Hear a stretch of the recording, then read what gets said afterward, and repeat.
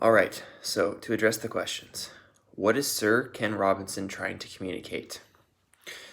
I feel that he's trying to communicate that the world is suppressing children's creativity through education. The education system is built around old standards and ways to, as he addresses in the Industrial Revolution, trying to get jobs that do require like math-based things that are not necessarily open to the idea of arts, which is a more relevant thing in today's time. But we have not updated the educational system to accommodate to today's job market.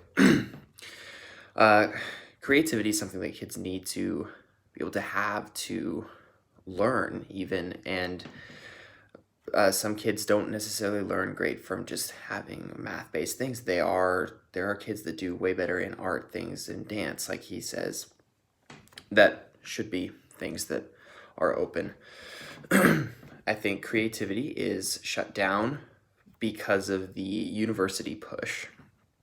If you don't get a university degree, necessarily you are sometimes thought as a failure to most people, but this is not necessarily true. And then there are so many other things in a university that you can do besides just going for a job that is based off of math and English or science. There are so many other subjects and so many other areas of study that someone can do, but these are forgotten about or put very low down on the hierarchy, as he says. Tools that he uses to communicate. He uses a lot of humor, and then a few of his own personal short stories with humor involved in those stories, of course. And I think that those tie into the effectiveness of his speech.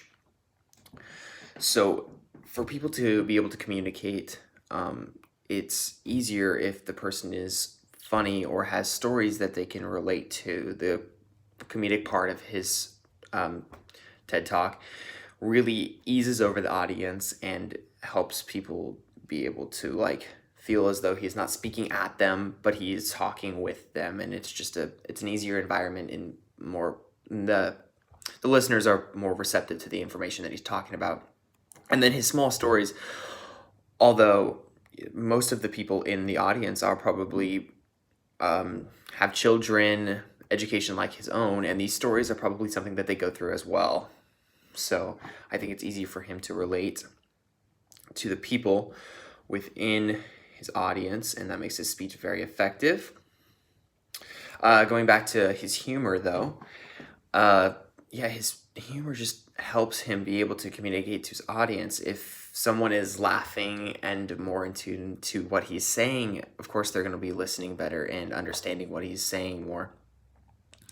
It also helps them with the comedy, not necessarily putting such a hard aspect on what he's talking about. It helps create it in a light tone, something that everyone can understand or even be more into and like intriguing. Now moving on to the other ones. So how does Adichie make her points? It's mainly her stories, her personal stories of dealing with discrimination from where she's, and her talking about the effects of a one-sided story and such, as you don't see the whole aspect of everything. But her stories, one that I'd really like to focus on, like that helped her make her points, were when her friend Louie went, and the person that the valet that she handed the money to, he thanked Louie instead of her, even though she was the one that was handing the money over. And of course that addresses some other issues, but just that story right there, I feel like, is the huge part of what she's talking about. So, and then what are TED Talks?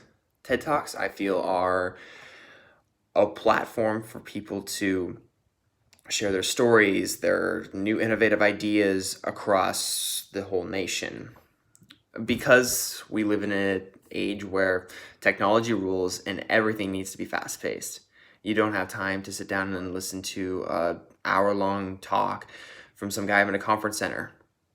that you have to travel to go to. The TED Talks give the ability for these people to share their innovative ideas on a small scale, but anyone can view them because it's right there on the web if they just have a few minutes to listen to a 20-minute talk, which is not very long. And it just provides great information and exposure to all of these people with these ideas.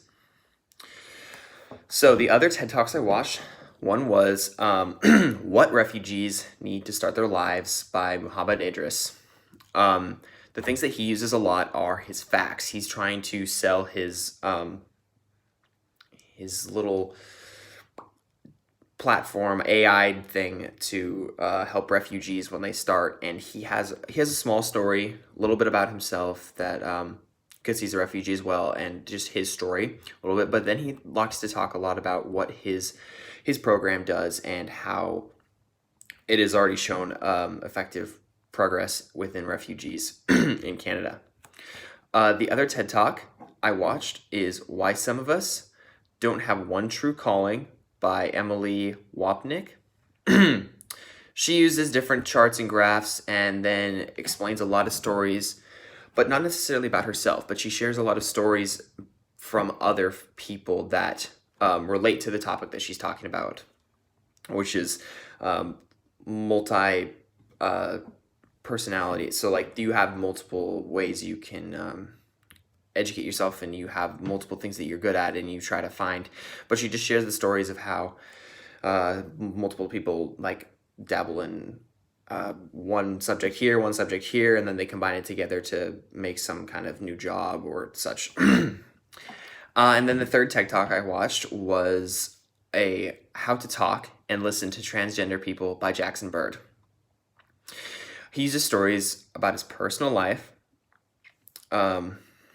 to help the audience understand where he's coming from. He also provides facts that are disproving of some myths that people believe within the transgender community, and then also uses different stories from within the transgender community that he's involved with to help illustrate his points made through his speech. All right, thank you.